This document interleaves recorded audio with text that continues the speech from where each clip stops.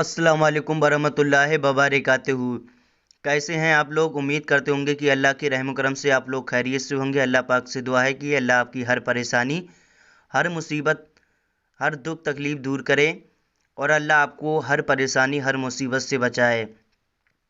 दोस्तों, आज हम जानेंगे हज उम्रा करने का तरीका क्या है। आखिर में जो लोग उम्रा के लिए जाते हैं तो वहाँ पर क्या क्या करते हैं और उन लोगों का मुकम्मल कैसे होता है उम्रा, आज आपको बताएंगे।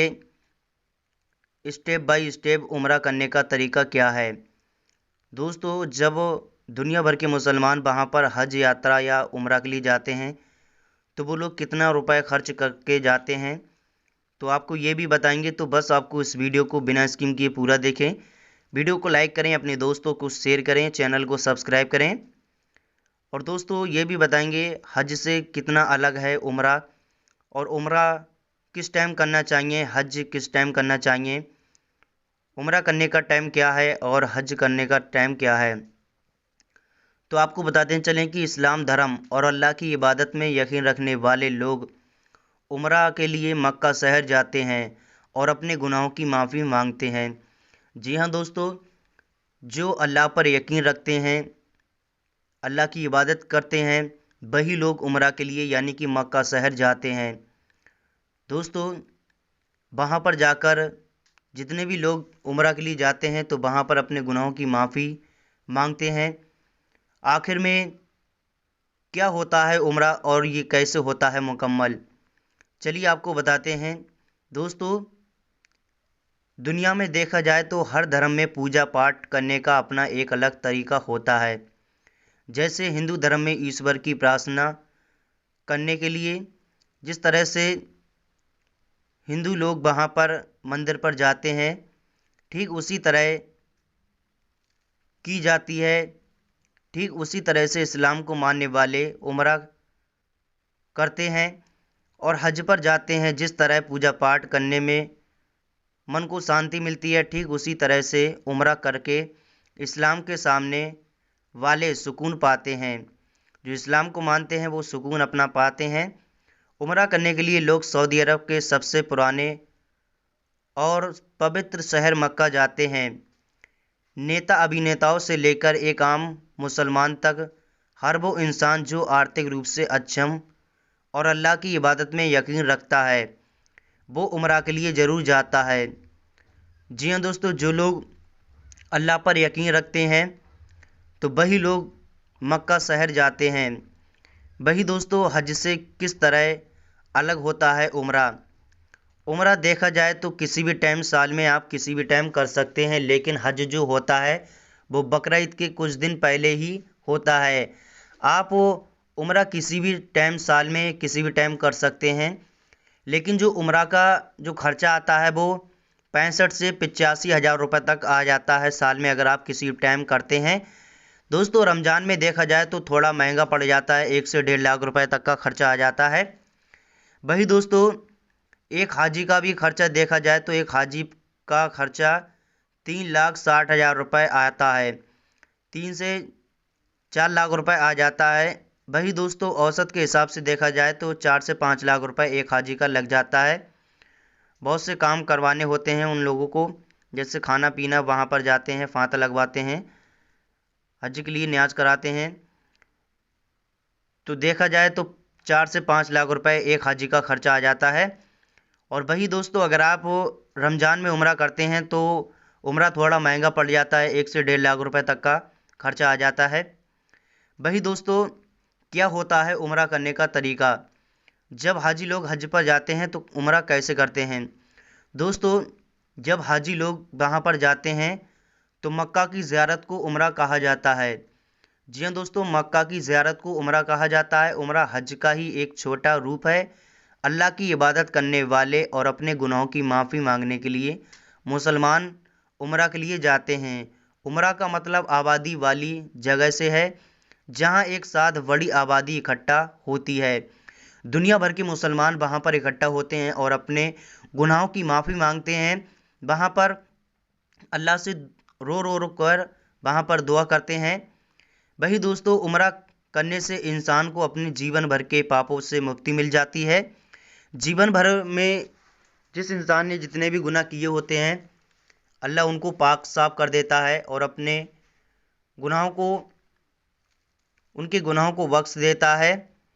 वही दोस्तों, उम्रा के लिए मक्का पहुँचे लोग काबा के चारों तरफ तवाफ करते हैं। जब उम्रा के लिए लोग जाते हैं तो वहाँ पर मक्का के चारों तरफ काबा का तवाफ करते हैं। जिनका तवाफ पूरा हो जाता है उनका पूरा मुकम्मल माना जाता है।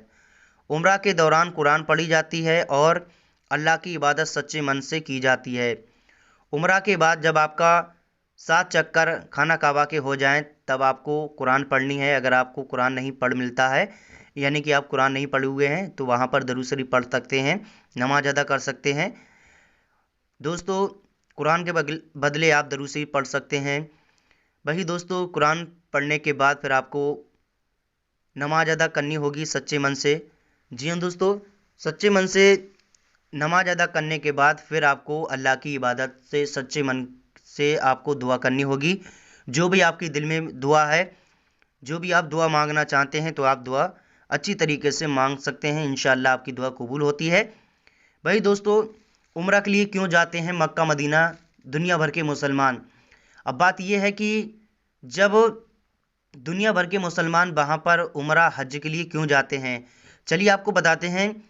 मक्का दुनिया भर के मुसलमानों के लिए सबसे पाक जगह मानी जाती है। जी हाँ दोस्तों, ये जगह वो है जो हर मुसलमान को पसंद आती है। सबसे पहले देखा जाए तो सबसे पहले पूछा जाए तो दुनिया भर के मुसलमान यहीं पर बात करते हैं कि सबसे पहले एक बार इंशाअल्लाह हज या उम्रा करेंगे।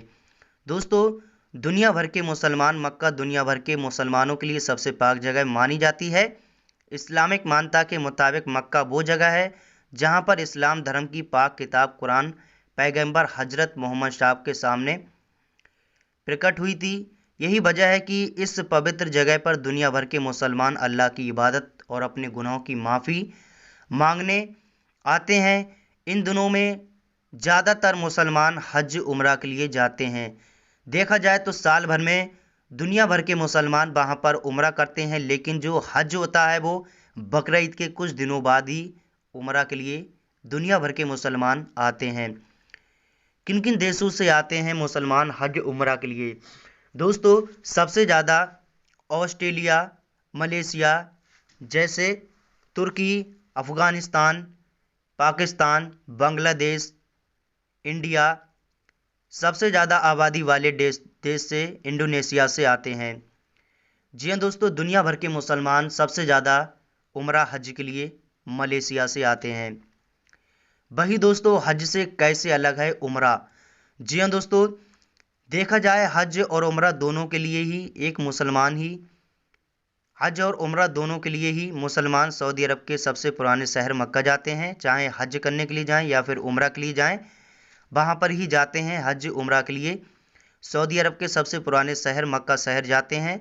लेकिन बड़ा अंतर यह है कि उम्रा पूरी साल में किया जा सकता है, लेकिन हज की ज़ियारत का एक निश्चित समय होता है जो हज यात्रा इस्लामिक कैलेंडर के आखिरी महीने में की जाती है और ये कई दिनों तक चलती है। साथ ही ये ज़्यादा खर्चीली भी होती है उम्रा से। जी हाँ दोस्तों, हज यात्रा जो होती है जो उम्रा से काफ़ी ज़्यादा महंगी होती है, जबकि उम्रा 2 घंटों में ही पूरा किया जा सकता है। उम्रा 2 घंटों में पूरा हो जाता है।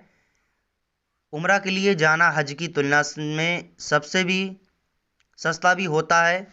जब लोग उम्रा के लिए जाते हैं तो वो हज से ज़्यादा बहुत कम खर्चा होता है। हज से जो खर्चा होता है हज का और उम्रा का, तो वो काफ़ी कम होता है उम्रा का खर्चा, लेकिन हज का जो खर्चा होता है वो काफ़ी ज़्यादा होता है।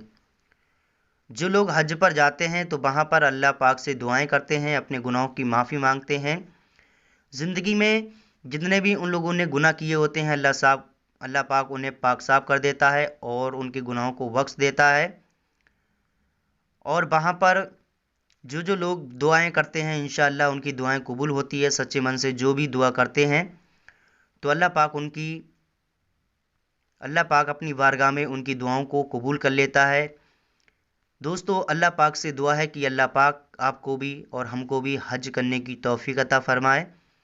दोस्तों आज के लिए इतना ही। अगली वीडियो मिलते हैं, तब के लिए चैनल को सब्सक्राइब करें। अल्लाह हाफिज़। दुआओं में याद रखना।